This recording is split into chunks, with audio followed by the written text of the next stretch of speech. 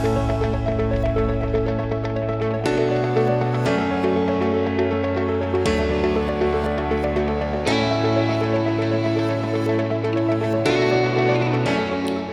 I am Dr. Eli Kolberg from Unlimited Robotics, and in this video I will talk about diode part 4.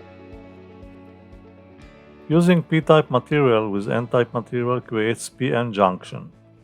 When p-type semiconductor is fused with n-type semiconductor for the first time, a density difference is created between the two ends of the PN junction.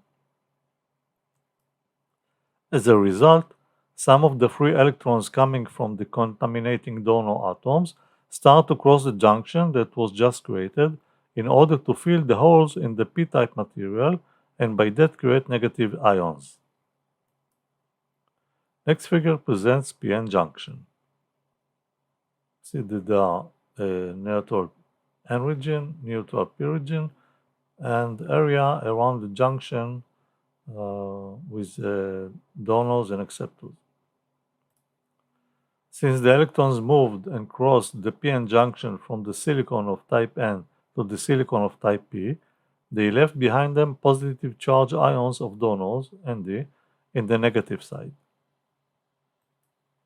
Now the holes from the impure acceptors cross the junction in the opposite direction into the area with large number of free electrons. As a result, charge density of type P towards the junction is filled with ions, Na, of acceptors charged with a negative charge.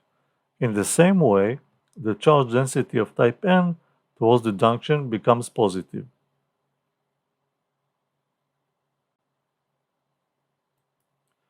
This transition of electrons and holes across the junction is known as diffusion. The width of P and N layers depends on how much each side is contaminated with acceptors density Na and donors density Nd respectively.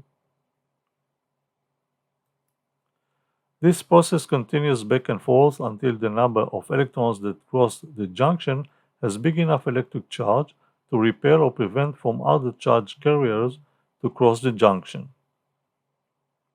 Finally, an equilibrium state will occur, an electrically neutral situation. This state will create a potential barrier area around the junction region. In this area, donors atoms will repel the holes and acceptors atoms will repel the electrons.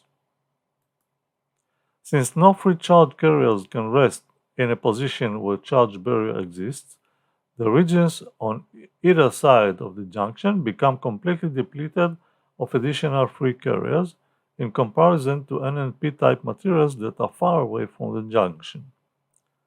The area around the PN junction is called depletion layer or shortage layer, as presented in next figure.